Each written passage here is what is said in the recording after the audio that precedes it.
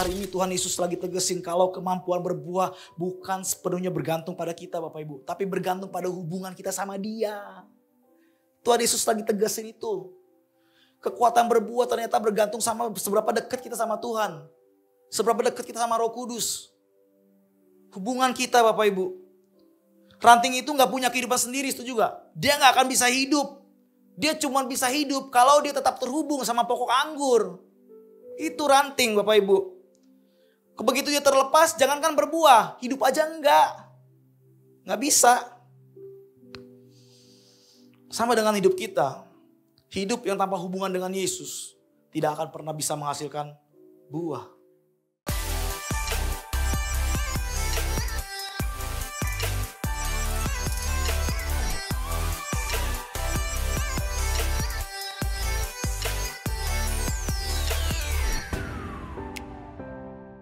Silakan duduk, shalom semua.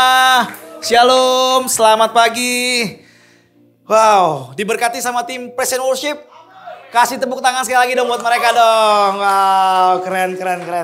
Nah, saya cuma mau info dulu sebelum saya mulai sharing pada pagi hari ini. Saya bilang nanti setelah ibadah, ibu-ibu, bapak semuanya, nanti kita ada lomba lagi di sini. Jangan pulang ya. Jangan pulang, kita semua join di sini, kita rame-rame. Oke? Yang udah ikut friend harus wajib ikut. Yang belum ikut juga. Supaya ngeramein semuanya, kita bersatu. Amin. Oke. Nah, saya gak berlama-lama untuk bahas minggu-minggu lalu yang lain kemarin. Kita bulan ini akan ngomongin soal Roh Kudus. Kita udah berbicara tentang Roh Kudus minggu pertama, minggu kedua. Dan saya gak akan bahas lebih detail lagi tentang Roh Kudus. Kalau Bapak Ibu pengen mengenal sosok pribadi Roh Kudus lebih dalam lagi, saya ada salah satu buku referensi. Dulu saya pernah baca Selamat Pagi Roh Kudus yang nulis Benny Hinn. Saya baca itu, saya mulai banyak pengertian-pengertian yang dibuka tentang Roh Kudus pada saat itu.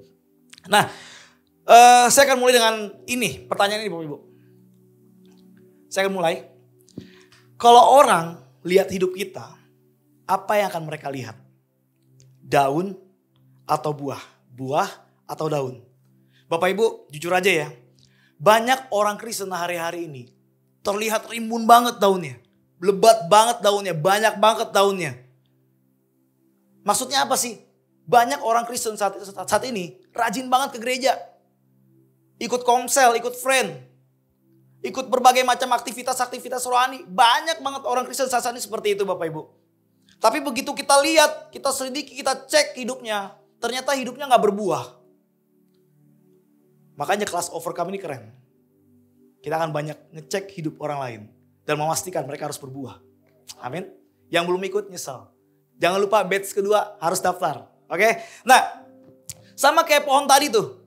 Daunnya banyak, rimbun, semua segala macam. Kalau kita cuma seperti itu, kita cuma kelihatan aktivitas rohani aja Bapak Ibu. Nggak kelihatan buahnya. Maksudnya apa sih? Seringkali pohon yang daunnya banyak gak kasih buah. Sama kehidupan orang Kristen. Yang aktivitas rohaninya padat tapi gak kasih dampak. Sama seperti itu. Sibuk pelayanan dan lain sebagainya, kelihatan rohani banget. Tapi gak kasih dampak apapun sama orang di luar sana. Dan ini PR. Kita kan tahu Roh Kudus tinggal dalam hati kita, setuju?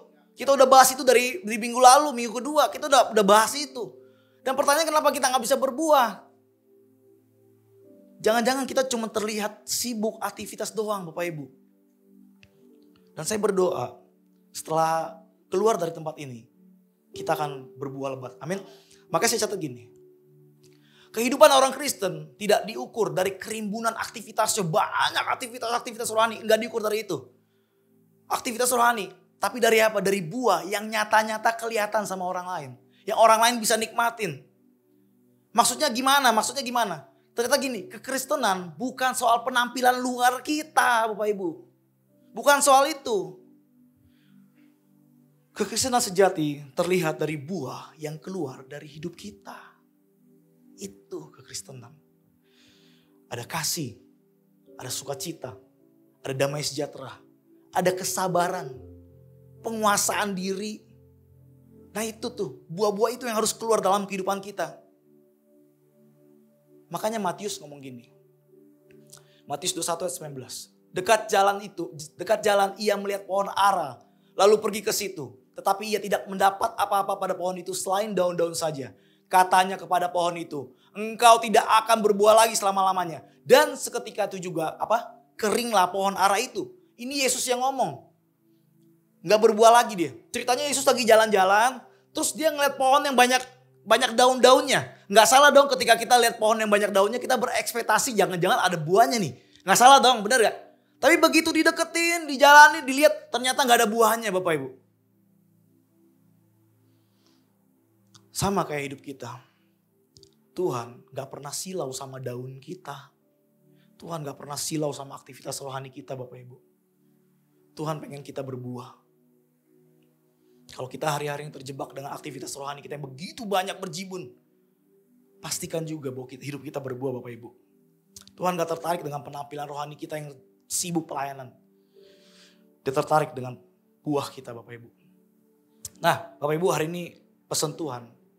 Dia gak mau cuma lihat kita sibuk. Dia pengen kita berbuah Bapak Ibu. Di luar sana kita jadi orang yang lebih sabar atau enggak? Di luar sana kita jadi orang yang lebih gampang ngampunin atau enggak? Di luar sana kita jadi orang yang lebih murah hati atau enggak? Di luar sana kita orang yang lebih jujur atau enggak? Lebih mau nolong orang atau enggak? Kenapa? Karena itu semua buah yang nunjukin bahwa Roh Kudus benar-benar ada di dalam hati kita. Dan dia bekerja. Itu yang nunjukin, itu parameternya. Buahnya muncul udah pasti, gak mungkin enggak. Kalau hidup kita cuma sibuk, terlihat sibuk di luar, berarti kita cuma lagi sibuk pamer daun doang Bapak Ibu. Tapi gak kasih buah buat orang lain nikmati Bapak Ibu. Dan kabar baiknya, itu gak perlu usaha kita sebenarnya. Wah mulai sesat ya, langsung dikasih teh gitu. Hati-hati gitu, hati-hati juga katanya. Gini, di Galatia catat gini. Jadi gini, buah roh bukan hasil kerja keras daging, tapi hasil karya Roh Kudus di dalam kita. Sekali lagi, buah roh itu bukan hasil kerja keras daging kita, tapi hasil karya Roh Kudus di dalam kita Bapak Ibu. Kalau gini Bapak Ibu, kita nggak bisa memproduksi kasih kenyataannya. Kita nggak bisa memproduksi damai sejahtera kenyataannya. Kita nggak bisa produksi kesabaran. Mungkin kita bisa terlihat baik dari luar, sabar dari luar. Kalau kita pakai kekuatan sendiri kita akan capek. Kenapa? Pernah dengar? Gue sih sabar. Tapi ada batasnya. Pernah dengar ya?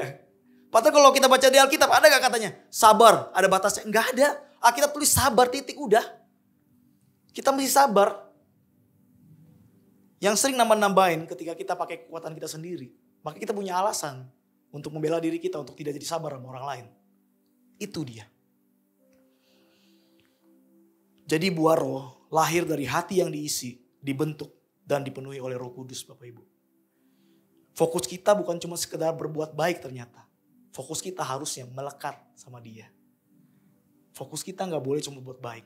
Fokus kita harus melekat sama dia. Kenapa? Kalau akar itu terhubung sama sumber kehidupan, buah itu akan keluar dengan sendirinya. Yang akan saya jelaskan nanti. Kalau akar itu terhubung sama sumber, buah itu akan keluar dengan sendirinya Bapak Ibu. Perubahan ini pun dikonfirmasi Bapak Ibu. Makanya saya bilang gini, saya catat gini. Perubahan sejati bukan dimulai dari luar ke dalam, tapi dari dalam keluar Bapak Ibu. Dan ini dikonfirmasi sama Galatia. Tetapi buah roh ialah kasih, sukacita, damai sejahtera, kesabaran, kemurahan, kebaikan, kesetiaan, kelemah lembutan, penguasaan diri. Tidak ada hukum yang menentang akan hal-hal itu. Dengar baik-baik, ini tulisan Paulus. Paulus ketika tulis tetapi buah. Dia katakan tetapi buah, bukan tetapi pekerjaan, tetapi tugas. Dia gak ngomong gitu, dia ngomong buah. Kenapa Roh Kudus? Kenapa Paulus pakai kata buah? Karena gini Bapak Ibu, ternyata buah itu adalah sesuatu yang alami. Pohon mangga yang sehat, kalau dia sehat, dia akan ngasilin buah mangga. Buah mangga itu keluar dengan sendirinya. Mangga itu gak bisa paksa diri dia, gak bisa. Artinya gini nih, kalau buah adalah hasil alami dari pohon yang sehat, kalau kita sungguh-sungguh hidup dipimpin Roh Kudus, harusnya sifat-sifatnya muncul dalam diri hidup kita. Harusnya seperti itu. Kalau kita melekat sama dia, harusnya sifat-sifat Roh Kudus itu muncul dalam kehidupan kita Bapak Ibu. Sama kayak pohon mangga, pasti berbuah mangga. Gak mungkin pohon mangga berbuah apel, apalagi duren. Gak mungkin. Pohon mangga akan berbuah pohon mangga. Jadi saya mau bilang, dengerin ini baik-baik Bapak Ibu. Hidup yang dipenuhi Roh Kudus bukan cuma manifestasi kita dalam berbahasa roh atau berguling, bukan seperti itu Bapak Ibu. Bukan cuma itu Bapak Ibu. Kalau kita dipenuhi dengan Roh Kudus, harusnya sifat-sifatnya juga ada dalam kehidupan kita Bapak Ibu. Amin. Maka saya bilang gini, jenis pohon menentukan jenis buah, dan siapa yang menguasai hati menentukan perilaku. Setuju gak? Bayangin deh, kalau kamu ngeliat pohon mangga, terus gak mungkin dong kamu ngarapin dia ngasilin buah apel, deketin pohon mangga, harus ada apelnya. Gak mungkin dong, apalagi duren. Pasti kamu mengharapkan buah mangga, bener gak? Jadi pohon mangga mau sekuat apapun, dia gak akan bisa berbuah apel, apalagi duren, gak bisa. Mau sekuat apapun dia mencoba, dia gak bakal bisa menghasilkan buah itu Bapak Ibu. Sama dengan hidup kita. Buah yang keluar adalah hasil dari jenis pohon yang ada dalam diri kita. Dan itu ditentukan oleh siapa yang menguasai hati kita Bapak Ibu. Kalau hati kita dikuasai oleh ego, kesombongan, dosa, buah yang keluar pasti marah-marah. Buah yang keluar pasti iri hati. Buah yang keluar pasti kepahitan. Tapi sebaliknya, kalau hati kita dikuasai oleh Roh Kudus, buah yang keluar udah pasti kasih, sukacita, damai sejahtera, kesabaran, dan seterusnya. Jadi problemnya, masalahnya bukan apa yang ada di luar kita Bapak Ibu. Bukan perilaku kita ternyata masalahnya. Masalahnya adalah ada di dalam hati kita. Siapa yang menguasai hati kita? Itu masalahnya. Kita cuma bisa cross check itu Bapak Ibu. Amin. Jadi saya bilang gini, perubahan sejati bukan dimulai dari mencoba berperilaku baik. Tapi dari membiarkan Roh Kudus menguasai hati kita. Begitu hati kita diubah, perilaku kita akan ikut diubah secara alami. Natural, gak dibuat-buat. Alami Bapak Ibu. Makanya Yohanes 15 ngomong gini. Tinggallah di dalam aku dan aku di dalam kamu. Sama seperti ranting tidak dapat berbuah dari dirinya sendiri kalau ia tidak tinggal pada pokok anggur. Demikian juga kamu tidak dapat berbuah jikalau kamu tidak tinggal di dalam aku. Sebab di luar aku kamu tidak dapat berbuat apa-apa. Hari ini Tuhan Yesus lagi tegesin kalau kemampuan berbuah bukan sepenuhnya bergantung pada kita Bapak Ibu. Tapi bergantung pada hubungan kita sama Dia. Tuhan Yesus lagi tegesin itu. Kekuatan berbuah ternyata bergantung sama seberapa dekat kita sama Tuhan. Seberapa dekat kita sama Roh Kudus. Hubungan kita Bapak Ibu. Ranting itu gak punya kehidupan sendiri, setuju gak? Dia gak akan bisa hidup. Dia cuma bisa hidup kalau dia tetap terhubung sama pokok anggur. Itu ranting Bapak Ibu. Begitu dia terlepas, jangankan berbuah. Hidup aja enggak. Gak bisa. Sama dengan hidup kita. Hidup yang tanpa hubungan dengan Yesus tidak akan pernah bisa menghasilkan buah. Makanya saya mencatat gini Bapak Ibu. Kekuatan untuk berbuah bukan ada pada ranting. Tapi pada hubungan ranting dengan pokoknya. Pada hubungan itu, concernnya di situ. Kita berhubungan sama pokok anggur itu Bapak Ibu. Kemarin beberapa hari yang lalu saya lagi mikirin ilustrasi apa yang cocok ya untuk ini ya. Saya lagi mandi, tiba-tiba di kamar mandi ada ranting pohon. Ternyata anak saya bawa dari sekolahnya. Saya juga gak tahu ya. Terus saya lihat, ranting itu saya lihat. Ini kering banget. Jadi udah gak ada daun, gak ada apa-apa. Ya kayak ranting mainan gitu loh. Saya pegang, tadinya harusnya saya bawa ya, saya ketinggalan. Saya pegang, terus tiba-tiba Tuhan seperti berbicara. Coba kamu lakukan sesuatu untuk ranting ini. Bisa gak dia menghasilkan buah? Bisa gak dia bertumbuh lagi? Saya mikirin. Saya kasih pupuk, saya kasih sinar matahari, saya kasih air. Gak mungkin. Gak bisa. Maksudnya apa? Lagi-lagi ranting yang udah terlepas dari sumbernya, dari pokoknya akan mati. Akan mati. Demikian dengan hidup kita Bapak Ibu. Kalau kita terputus dari Roh Kudus, hubungan kita ya, kita akan jadi seperti ranting tadi yang saya bilang. Boro-boro berbuah, daunnya aja gak ada. Gak ada. Bisa sih aktif pelayanan, bisa sih aktif kegiatan-kegiatan rohani. Tapi dari dalam kering, gak kelihatan ada buah. Udah pasti seperti itu. Kenapa? Karena manusia itu diciptakan untuk tetap terhubung kok sama Tuhan. Tetap terhubung sama Tuhan. Saya tiba-tiba ingat ilustrasi ini nih. Pada saat Tuhan menciptakan ikan, Tuhan berfirman sama air.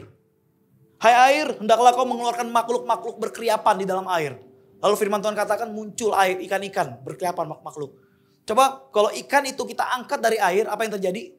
Ikannya mati. Kenapa? Karena habitat ikan di air. Terus Tuhan berfirman sama tanah. Hai tanah, hendaklah engkau mengeluarkan tumbuhan biji-biji dan lain sebagainya. Kalau tanaman itu kita cabut dari tanahnya, tanaman itu akan mati gak?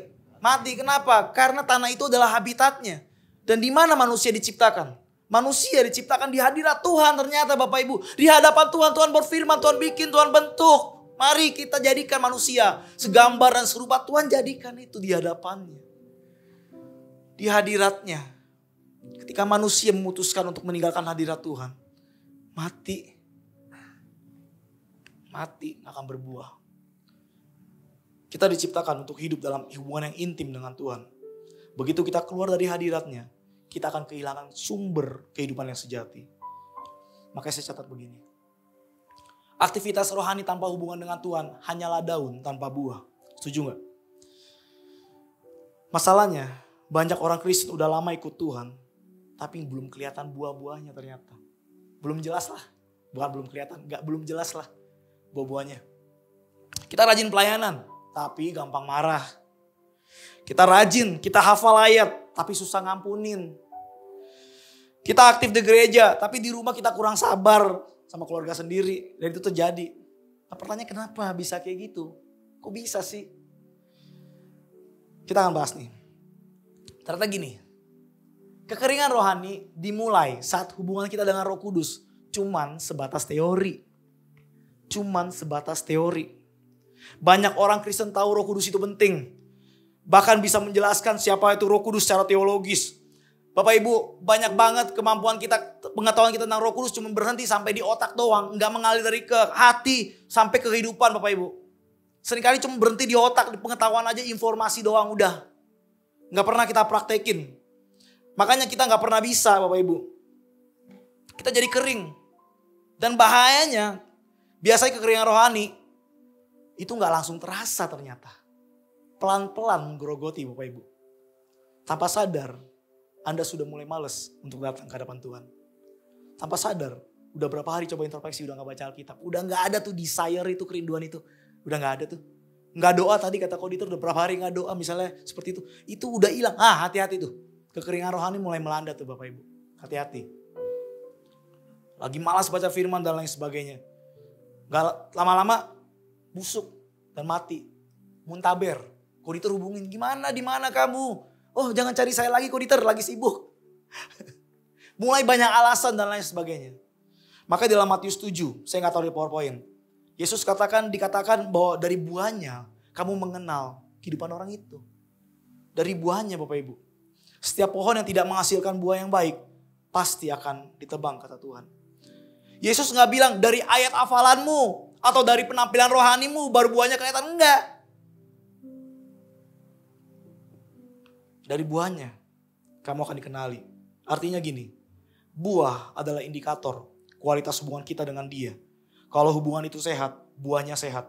Kalau hubungan itu sakit, buahnya saya jamin, saya garansi pasti busuk. Gak bisa, meskipun udah terlihat baik dari luar. Nah pertanyaannya, kenapa kita masih belum bisa berbuah selama ini? Kita akan mulai ya. Yang pertama, seringkali kita berusaha dengan kekuatan sendiri. Orang Kristen itu selalu berpikir, untuk menjadi Kristen itu cuma soal usaha untuk menjadi orang baik. Banyak kita berpikir seperti itu. Kita berusaha sabar, kita berusaha mengampuni, kita berusaha rendah hati. Kedengarannya bagus gak? Bagus. Tapi dengar Bapak Ibu, ketika kita berusaha, seringkali lahirnya itu lahir dari daging. Bukan dari roh Bapak Ibu. Hasilnya apa sih? Hasilnya jadinya buahnya palsu. Pernah lihat buah palsu? Buah bohongan, imitasi. Warnanya cakep sih. Tapi bisa dimakan gak? Gak bisa. Keras. Gak bisa dinikmati apapun. Contoh realnya gimana? Kita bisa tersenyum sama orang yang udah menjengkelkan kita. Kita bisa tersenyum tuh. Tapi dalam hati menggerutu. Kita udah mau ngomong mengampuni dia sama maafin kamu. Tapi dalam hati kita menyimpan kesalahan mereka. Begitu ke-trigger. Langsung keluar. Lu masih inget gak? Bulan lalu. Utang 50.000. Mana? Nah misalnya. Itu kalau kita berusaha dengan kekuatan sendiri. Kita bisa ikut pelayanan. Oh keren. Semuanya ditata dengan rapi dan baik. Tapi seringkali dengan kekuatan sendiri. Hati kita bisa dipenuhi dengan iri, dengki. Dan lain sebagainya Bapak Ibu. Jadi begini Bapak Ibu, maksud saya gini, saya catatnya gini Bapak Ibu. Buah roh tidak lahir dari manusia yang mencoba meniru Kristus, tapi dari Kristus yang hidup di dalam manusia ternyata. Amin. Makanya Yeremia ngomong gini. Terkutuklah orang yang mengandalkan manusia, yang mengandalkan kekuatannya sendiri, dan yang hatinya menjauh dari Tuhan. Ia akan seperti semak belukar di padang belantara. Ia tidak akan mengalami datangnya keadaan baik. Ketika kita mengandalkan kekuatan kita sendiri Bapak Ibu, ternyata kita seperti tanaman di padang gurun. Hujan boleh turun, berkat boleh datang. Kehidupan kita mungkin bisa diberkati, kita menerima berkat. Tapi kenyataannya kita sering merasa kering. Kenapa? Karena kita gak terhubung sama sumber itu sendiri. Siapa sumber itu? Kristus. Kita gak terhubung, jadi kering Bapak Ibu. Bapak Ibu tahu ada kipas angin? Kipas angin nih. Kalau saya gak colok, saya puterin pakai tangan saya sendiri bisa gak? Bisa kan? Tapi pertanyaannya berapa lama saya bisa konsisten? Gak bisa, saya akan capek. Saya akan di titik dimana saya akan burn out dan saya akan menyalahkan semuanya. Saya nyalakan keadaan jadinya. Dan kita akan frustasi. Ujung-ujungnya kita akan nyerah. Capek sama diri sendiri. Ngapain berbuat baik lagi? Gak penting. Gak dihargain. Gak ada timbal balik. Dan lain sebagainya. Kalau kita ngandalkan kekuatan sendiri, kita akan capek. Kita akan frustasi Bapak Ibu. Yang kedua, kenapa kita sulit berbuah? Karena hubungan dengan Roh Kudus kita, dengan Roh Kudus seringkali lemah Bapak Ibu. Masalah kedua, kita punya hubungan dengan Roh Kudus, tapi tipis-tipis. Jarang dihidupin. Kita cuma ingat Roh Kudus, cuma ingat Tuhan saat ibadah di hari Minggu. Atau dalam keadaan sulit. Atau ketika kita lagi doa minta berkat, minta jalan keluar, minta kesuksesan. Kita jarang tuh berdoa minta dibentuk. Ya gak sih? Gak pernah malah mungkin. Jarang kita berdoa minta dibentuk. Akhirnya apa yang terjadi? Minggu demi minggu, bulan demi bulan, tahun demi tahun. Hidup kita sama aja. Gitu-gitu aja. Gampang tersinggung masih. Gampang marah masih. Gampang baper masih. Pasti tuh. Itu yang terjadi. Maka saya catat gini. Doa yang paling berbahaya sekaligus paling memberkati adalah doa yang berkata, bentuklah aku Tuhan meskipun itu menyakitkan. Saya kasih gede tuh tulisannya. Doa yang paling berbahaya. Tapi paling memberkati kita Bapak Ibu. Makanya Yeskiel ngomong gini. Rohku akan kuberikan diam di dalam batinmu. Udah ada belum? Sudah. Roh Kudus sudah dicurahkan diam di dalam batin kita Bapak Ibu. Dan aku akan membuat kamu hidup menurut segala ketetapanku. Dan tetap berpegang pada peraturanku dan melakukannya. Bapak Ibu saya mau ingetin. Roh Kudus bukan cuma penghibur. Dia adalah pengukir karakter Kristus dalam hati kita Bapak Ibu. Dia bukan cuma penghibur. Proses pengukiran itu seringkali memang sakit. Gak enak. Kenapa? Karena dia harus mengikis kesombongan kita Bapak Ibu. Dia harus memotong kebiasaan dosa-dosa kita Bapak Ibu. Dia harus hancurin ego kita Bapak Ibu. Dan tanpa proses itu kita gak akan pernah bisa bertumbuh. Gak akan pernah bisa. Roh Kudus mau melakukan itu dalam kehidupan kita. Tahu pembuat patung Bapak Ibu ketika dia mahat batu marmer. Kalau batu itu bisa ngomong. Batu itu akan bilang sakit. Sakit. Sakit jangan. Tapi si pembuat batu itu tahu. Bahwa dia lagi bikin batu yang indah. Lagi membuat karya yang indah. Sama seperti hidup kita Bapak Ibu. Ketika Roh Kudus membentuk kita. Memang sakit. Gak enak. Kedagingan kita lagi dikoyak Bapak Ibu. Tapi jadinya Anda akan jadi karya yang indah. Karakter Kristus muncul. Buah-buah itu muncul Bapak Ibu. Amin. Selanjutnya kenapa kita gak bisa berbuah? Seringkali kita ada di lingkungan yang salah. Lingkungan yang salah. Pohon yang baik tapi ditanam di tanah yang beracun. Bisa hidup gak Bapak Ibu? Gak akan bisa. Gak akan pernah bisa hidup, gak akan pernah bisa berbuah. Begitu juga dengan hati yang ingin taat pada Tuhan. Tapi terus dikelilingi oleh pengaruh yang salah. Pelan-pelan Bapak Ibu kita pasti akan layu. Percayalah. Kita sering banget tuh ngeremehin tuh pengaruh lingkungan. Sering banget. Kita pikir gue kuat tenang aja. Selama saya jadi Kristen Bapak Ibu. Dari tahun 2004. Kalau saya gak salah ingat. 2004. Saya gak pernah menjumpai orang Kristen bilang saya kuat. Ujung-ujungnya dia yang menang. Saya menjumpai banyak teman-teman youth yang bilang saya kuat. Dia pacaran beda agama. Dia bergaul dengan orang-orang yang ya seperti itu. Saya akan menjangkau mereka. Wah rohani banget. Tapi apa yang terjadi? Bahkan ada yang udah ke gereja. Ada yang sudah meninggal karena menikah dengan orang yang salah. Suaminya suka main perempuan. Akhirnya terjangkit penyakit. Akhirnya dia meninggal. Saya kasihan sekali. Jadi Bapak Ibu, saya bilang gini. Jangan berharap buah roh tumbuh subur di tanah yang memberi makan daging. Gak bisa. Gak bisa. Makanya Korintus tegaskan. Janganlah kamu sesat. Pergaulan yang buruk merusakkan kebiasaan yang baik. Bapak Ibu, lingkungan bukan hanya mengubah perilaku. Tapi dia juga membentuk nilai-nilai di hati kita loh Bapak Ibu. Kalau kita terus bergaul dengan orang-orang yang mencintai dosa, meremehkan firman, dan mengejar hal-hal dunia, kita akan tertarik ke arah yang sama Bapak Ibu. Meskipun niat kita awalnya baik sih, kita kan pasti tertarik pelan-pelan Bapak Ibu. Pernah lihat besi yang karatan?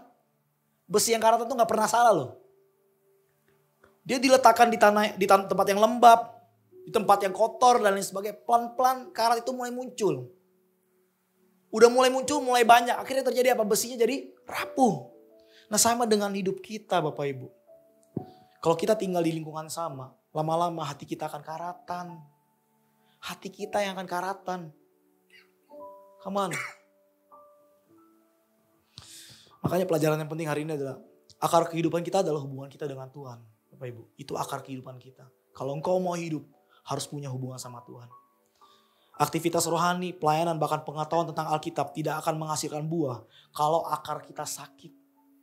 Akan bisa. Kehidupan rohani yang sehat kalau kita terhubung ke sumber yang murni Bapak Ibu, yaitu Kristus itu sendiri. Amin. Kalau gitu pertanyaannya, gimana caranya supaya saya bisa berbuah? Ini Bapak Ibu. Tinggal dalam Kristus sama dengan punya hubungan atau punya hubungan yang intim. Bukan cuma sekedar formalitas rohani. Banyak orang mengunjungi Yesus seminggu sekali. Tapi dia gak tinggal bersamanya setiap hari. Tahu bedanya wisatawan sama penduduk lokal? Wisatawan datang cuma buat foto-foto. Makan, selesai. Tinggalin udah di tempat itu. Penduduk lokal dia akan stay. Dia akan berakar di situ. Akan tinggal di situ sama lamanya. Dia akan menikmati semua yang ada di situ dan sebagainya Bapak Ibu. Sama dengan hidup kita. Kalau kita kunjungin Tuhan sekali seminggu. Terus udah kunjungin Tuhan sekali seminggu, kita cuma cari berkatnya lagi. Waduh, gimana kita bisa berbuah? Gak bisa. Makanya kita harus jadi penduduk lokal. Kenapa? Karena kekuatan berbuah bukan berasal dari kunjungan rohani. Tapi dari hubungan yang intim, yang berkesinambungan. Yang konsisten dan persisten sama dia. Itu kekuatannya Bapak Ibu. Makanya makna tinggal dalam Kristus itu kita gak bisa main-main di dalam itu Bapak Ibu. Maknanya gini nih. Yang pertama, mencari wajahnya bukan mencari tangannya. Sering kan kita datang cari Tuhan tuh bukan cari Tuhannya, bukan cari wajahnya, tapi kita cari tangannya. Tangannya apa sih? Pertolongannya, berkatnya, itu yang sering kita cari tuh. Dan itu PR. Kalau kita cari wajahnya, kita tuh cari kehendaknya. Tuhan mau ngapain dalam kehidupanku. Terus yang kedua, makna tinggal itu seringkali ketika kita baca Alkitab, supaya untuk mencari hati Tuhan. Bukan cuma sekedar mencentang kewajiban untuk membaca firman Tuhan. Apalagi kelas overcome nih, udah mulai nih. Jangan cuma karena disuruh ya, jangan cuma karena di follow up ya. Tapi karena kita benar-benar rindu untuk bersekutu sama Tuhan. Baca firman itu, jangan seperti itu ya Bapak Ibu ya. Yang udah ikut kelas overcome ya. Yang ketiga, menghidupi hadiratnya di setiap momen. Hadirat Tuhan saya mau ingetin bukan cuma di gereja 24 jam dalam hidup kita Bapak Ibu. Sadar Tuhan itu ada 24 jam dalam kehidupan kita. Di dapur kita, di aktivitas kita, di sekolah kita, di tempat kuliah kita, di tempat kerja kita. Itu ada Tuhan Bapak Ibu. Sadar Bapak Ibu. Terus punya hubungan sama Tuhan Bapak Ibu. Makanya saya mau bilang gini. Agama membuat kita tahu tentang Tuhan, setuju? Hubungan membuat kita mengenal Tuhan, setuju gak? Pengetahuan tentang Tuhan bisa membuat kita pintar secara teologi. Tapi tidak otomatis membuat kita serupa dengan Dia. Hubungan yang intim akan mengubah kita sedikit demi sedikit menjadi seperti Kristus. Sama dengan kalau saya baca biografi misalnya. Waktu itu mungkin saya belum kenal auditor. Dia orang A, B, C, D segala macam. Saya tahu misalnya kesukaan dia apa misalnya ya. Misalnya kesukaan dia apa, dia tinggal di mana, umurnya berapa, istrinya berapa, istrinya satu, anaknya berapa gitu ya. Dengan pengetahuan itu apakah membuat saya menjadi kenal dengan auditor? Punya hubungan sama auditor? Enggak, saya cuma tahu doang. Oh ternyata saya tahu tentang auditor dia begini-begini ya. Tapi begitu saya bergaul dengan auditor, saya akan mengenal dia. Nah sama. Seringkali kita cuma tahu dari Tuhan. Tuhan dong cuma dari baca-bacaan doang. Tapi kita gak punya hubungan sama Tuhan. Makanya seringkali persahabatan hanya lahir dari waktu yang dihabiskan bersama. Begitu juga dengan Tuhan. Pengetahuan tanpa hubungan hanya membuat kita jadi pengagum, bukan murid, Bapak Ibu. Ingat tuh. Kita boleh tahu banyak hal tentang Tuhan tentunya. Kalau gak punya hubungan, kita cuma jadi pengagum Tuhan, bukan murid. Kalau gak punya hubungan. Makanya Mazmur catat gini. Orang yang duduk dalam lindungan yang maha tinggi dan bermalam dalam naungan yang maha kuasa. Kata bermalam Bapak Ibu dalam bahasa Ibrani itu berarti tinggal, menetap, stay. Gak kemana-mana Bapak Ibu. Jadi bukan cuma datang, mampir, pergi. Enggak seperti itu. Tapi sebaliknya kita betah di dalam hadirat Tuhan Bapak Ibu. Buah roh tidak bertumbuh karena kita sering datang dan pergi dari hadiratnya. Tetapi karena kita menetap dan berakar di dalam Dia ternyata. Cara simpel yang bisa kita lakukan untuk seperti ini adalah bikin jadwal menetap aja udah Bapak Ibu. Untuk kita tetap punya hubungan sama Tuhan. Misalnya jam 10 malam nih, udah apapun yang terjadi stop scroll medsos, stop apapun. Kalau memang udah mau tentukan jam itu ya udah lakukan. Siapkan waktu, jangan sisain waktu buat Tuhan. Seringkali ketika kita sisain yang ada adalah sisa-sisa tenaga kita. Capek 5 menit doang, 1 menit doang misalnya gitu. Karena kita cuma nyisain. Biasakan mengucap syukur dan menyadari hadirat Tuhan di tengah aktivitas biasa-biasa kita Bapak Ibu. Sadari, biasakan mengucap syukur di setiap momen, di setiap musim, di setiap keadaan kita. Evaluasi motivasi saat kita beribadah. Apakah saya mencari hatinya atau saya lagi meminta berkatnya? Nah ini PR. Kenapa orang bisa kepahitan sama Tuhan? Karena kalau datang itu mencari berkat. Kalau Tuhan lagi jawab enggak, ya udah sakit hati dan kepahitan. Akhirnya muntaber. Itu yang sering terjadi. Yang kedua, bagaimana cara supaya saya bisa berbuah? Luangkan waktu dengerin suara Roh Kudus Bapak Ibu. Banyak doa kita sebenarnya kalau mau diakui doa kita tuh monolog loh Bapak Ibu. Kita bicara panjang lebar, ngucapin permohonan, ngucapin keluhan, bahkan kita nasihati Tuhan, Tuhan, saya kan udah berbuat baik, Tuhan, saya kan udah begini, kok saya nggak diberkati Tuhan? Kita jadi nasihatin Tuhan tuh sering terjadi sama hidup kita. Terus kalau udah kita ngomong panjang lebar, kita capek, buru-buru kita bilang amin. Kita nggak pernah kasih kesempatan Tuhan untuk ngomong. Padahal dalam hubungan yang hidup, yang memberi kehidupan adalah dialog, bukan monolog. Setuju gak? Suami istri juga begitu. Dialog, bukan monolog Bapak Ibu. Makna mendengar suara Roh Kudus yang pertama adalah menenangkan hati dari kebisingan dunia. Kita harus tenang Bapak Ibu. Dunia ini penuh banget sama notif-notif, sama info-info, sama berita-berita. Dan suara-suara itu mencoba menarik perhatian kita dari suara Tuhan. Kalau kita nggak pasang pengaturan mode sunyi Bapak Ibu, kita akan ketarik, kita akan ke-distract, terganggu. Memperhatikan cara Tuhan berbicara dapat melalui beberapa hal Bapak Ibu. Yang pertama, tentu dari firman yang kita baca. Dia sering ngobrol lewat firman itu. Yang kedua bisa dari hati nurani yang digerakkan. Yang ketiga bisa dari orang lain yang kasih kita nasihat bijak. Yang terakhir bahkan dalam situasi yang kita alamin, kita mungkin belajar sesuatu dan Tuhan lagi ngomong sebenarnya. Makanya gini Bapak Ibu, lagi-lagi hubungan tanpa mendengar adalah monolog. Hubungan yang sehat adalah dialog, mulai dialog sama Tuhan. Dia bukan cuma patung, dia gak patung Bapak Ibu, dia gak diem Bapak Ibu. Kalau hari ini kita hanya bicara tanpa mendengar, kita bukan sedang membangun hubungan. Kita lagi khotbahin Tuhan. Lagi ngajarin Tuhan. Sebaliknya, mendengar adalah tanda kerendahan hati. Mengakui bahwa yang terpenting bukan apa yang kita katakan, tapi apa yang Dia katakan. Itu yang paling penting. Kenapa? Karena seringkali justru satu kalimat dari Tuhan itu jauh lebih bisa mengubahkan daripada 1000 doa-doa kita Bapak Ibu. Itu fakta. Lu doa sebanyak apapun, satu kata dari Tuhan itu cukup mengubahkan Bapak Ibu. Kasih waktu buat Tuhan ngomong. Bukan cuma kita ngebacot di hadapan Tuhan, keluh kesah di hadapan Tuhan. Enggak, Tuhan tahu kita susah, tahu. Tuhan tahu kita lagi sakit, Tuhan tahu. Makanya Yesaya 30 ngomong gini. Telingamu akan mendengar perkataan ini dari belakang. Inilah jalan, berjalanlah mengikutinya. Entah kamu menyimpang ke kanan atau ke kiri. Hari ini dengar gini Bapak Ibu.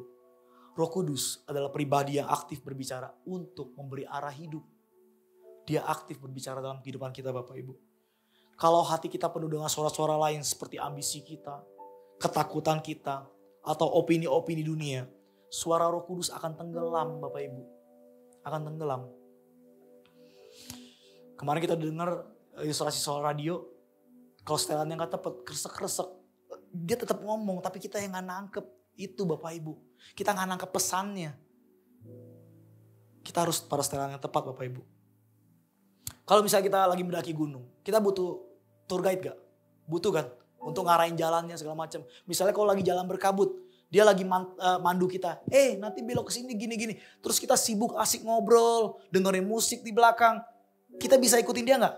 Gak bisa, kita akan nyasar Bapak Ibu. Seringkali hidup kita kayak gitu. Tuhan ngomong, kita ngomong. Tuhan lagi bicara, kita sibuk sendiri. Ujung-ujungnya kita gak pernah nangkep pesan Tuhan dalam kehidupan kita. Tuhan maunya apa, kita gak pernah nangkep. Makanya Bapak Ibu, siapkan telinga kita untuk fokus dengerin suara Tuhan. Sisipkan momen untuk kita hening setelah kita berdoa Bapak Ibu. Untuk kasih ruang buat Tuhan berbicara. Biasakan bertanya dalam hati Tuhan, apa yang kau mau aku untuk mengerti dari situasi ini Tuhan. Setiap kali kita baca Alkitab, kasih Tuhan bilang, Roh Kudus, kau lagi mau ngomong apa nih? Catat kalau misalnya kita dapat sesuatu. Catat kesannya atau ayat yang terlintas saat kita berdoa. Terus doain lagi. Benar gak Tuhan engkau berbicara seperti ini? Lakukan itu Bapak Ibu. Karena apa? Karena kalau kita udah terbiasa mendengar suara Roh Kudus, kita akan menyadari satu hal loh Bapak Ibu. Suaranya seringkali mengoreksi dan mengubah kebiasaan. Mengubah pikiran dan respon kita. Dan ini akan menjadi poin terakhir saya. Bagaimana supaya bisa berubah? Izinkan Roh Kudus mengoreksi dan mengubah kebiasaan, pikiran, dan respon kita. Bagian ini seringkali menjadi momen yang paling kita hindari. Dikoreksi. Kita senang banget saat Tuhan menguatkan kita, saat Tuhan memberkati kita. Tapi kita sering menghindar ketika dia mulai menunjukkan bagian hidup kita yang harus diubah. Kita cenderung tuh menghindar, padahal gak ada pertumbuhan kalau gak ada koreksi Bapak Ibu. Seorang atlet yang mau bertanding, dalam latihan-latihannya Bapak Ibu, pelatihnya pasti akan mengoreksi kalau dia salah. Gak begini gerakannya, gak begitu, gak begini, kamu harus lakukan ini. Kalau dia gak mau dengerin pelatihnya bisa menang gak? Gak bisa. Karena ketika kita mau dikoreksi apa yang salah dalam hidup kita akan bisa menang. Kita tidak akan menjadi serupa seperti Kristus tanpa proses pembentukan. Gak bisa. Mau gak mau, suka gak suka kita harus dibentuk. Apa yang akan Roh Kudus singkapkan? Yang pertama, kebiasaan yang harus dibuang. Misalnya, kalau kita sering ngomong negatif. Kalau kita punya kebiasaan waktu membuang hal sia-sia gitu, sia-siain waktu. Itu yang akan Roh Kudus singkapkan, banyak hal. Perkataan-perkataan yang membangun tuh hati-hati tuh. Sering kan kalau lagi ada masalah, mati gue, mampus lu, mampus. Jadi, itu yang terjadi. Hari ini sial banget. Sial kau seharian. Yang kedua, pikiran yang harus diperbarui. Roh Kudus akan singkapkan seperti itu. Cara pandang yang salah. Prasangka-prasangka yang buruk sama sesama. Roh Kudus akan singkapkan itu. Terakhir, respon hati yang harus disucikan. Misalnya seringkali kemarahan kita meledak-ledak Bapak Ibu. Kepahitan yang sering kita pelihara. Atau kesombongan yang tersembunyi. Roh Kudus pasti singkapkan. Kalau kita mengizinkan dia dikoreksi, kita akan dibentuk. Amin. Maka gini. Roh Kudus tidak hanya ingin memberkati hidupmu. Dia ingin membentuk hidupmu. Roh Kudus gak cuma mau memberkati kita. Dia pengen membentuk hidup kita Bapak Ibu.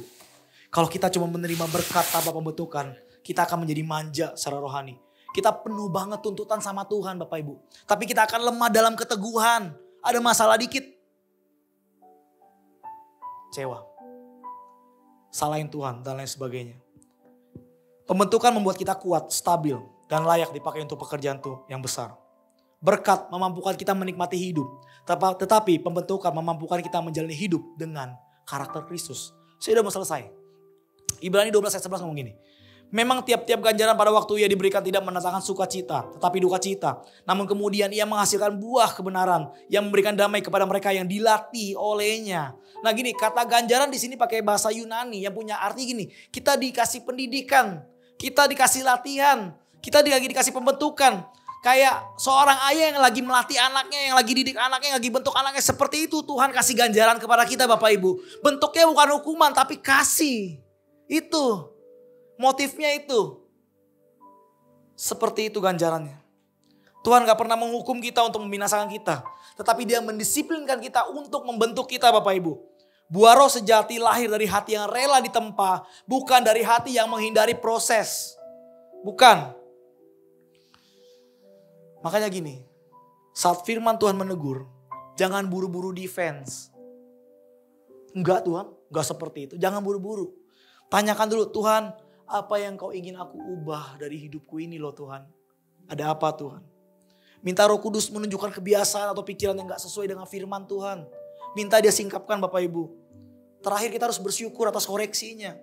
Karena itu ternyata kita membuktikan kita masih di jalur pembentukannya Tuhan. Kita harus bersyukur. Kalau kita mau dibentuk dan dikoreksi, kita akan berbuat dengan cara yang tidak mungkin kita hasilkan sendiri. Dan disinilah kita melihat puncak dari prosesnya. Hidup yang menghasilkan buah roh yang nyata bagi kemuliaan Tuhan. Amin. Dari kesimpulannya gini. Kalau hari ini kita memilih tinggal di dalam Kristus. Mendengar suara Roh Kudus. Dan mengizinkan dia mengoreksi hidup kita. Maka kita sedang masuk jalur yang akan mengubah kita selamanya Bapak Ibu. Tinggal dalam Kristus membuat akar kita kuat. Saya ingatkan lagi. Mendengar suara Roh Kudus membuat arah kita jelas Bapak Ibu. Dikoreksi dan dibentuk, membuat karakter kita siap menanggung beban berkat yang lebih besar. Terakhir, Tuhan tidak hanya ingin kamu selamat sampai surga. Dia ingin surga terlihat dalam hidupmu sekarang. Sekarang, bukan nanti. Orang lain harus ngeliat buah-buah surga dalam kehidupanmu hari ini. Mulai hari ini pulang di tempat ini, Anda harus keluar sebagai orang yang punya buah itu. Dunia tidak hanya berubah oleh orang yang banyak bicara tentang Tuhan. Tetapi oleh hidupnya memantulkan hati Tuhan. Dan itu cuma mungkin kalau kita melekat sama dia setiap hari Bapak Ibu. Cuma mungkin seperti itu. Dengerin dia setiap saat. Dan membiarkan dia membentuk kita tanpa batas. Kenapa? Karena Yohanes 15 ayat 8 ngomong seperti ini. Dalam hal inilah Bapakku dipermuliakan, yaitu jika kamu berbuah banyak dan demikian kamu adalah murid-murid Tuhan Yesus. Wow. Come on, kita harus tinggal dalam buah roh. Jadi hari ini jangan puas cuma jadi ranting yang indah doang. Yang cuma bisa dilihat tapi akhirnya cuma kering. Secara rohani gak kasih buah apapun, tapi jadilah ranting yang menghasilkan buah yang manis bagi dunia. Karena pada akhirnya dunia gak akan ingat seberapa hebat kita bicara. Tapi dunia akan ingat, tapi akan merasakan seberapa nyata Kristus di dalam kita Bapak Ibu. Amin. Saya undang tim musik naik. Saya percaya bahwa hari ini kekuatan berbuah itu bukan dari kita. Tapi dari hasil hubungan yang intim dengan Tuhan. Hubungan yang intim sama Tuhan akan membuat buah itu keluar secara alami Bapak Ibu. Gak perlu dipaksa-paksa jadi sabar bohong-bohongan. Gak perlu mengampuni bohong-bohongan. Gak perlu yang lain-lain secara bohong-bohongan. Tapi secara alami akan keluar ketika kita mengizinkan proses itu. Dan proses itu bisa kita pahami ketika kita ada dalam hadirat Tuhan. Stay, menetap, tinggal dalam hadiratnya. Dan kita mendengar suaranya. Karena suara itu yang akan menuntun kita. Yang akan kasih tahu kita. Amin. Saya undang kita bagi berdiri, kita akan berdoa.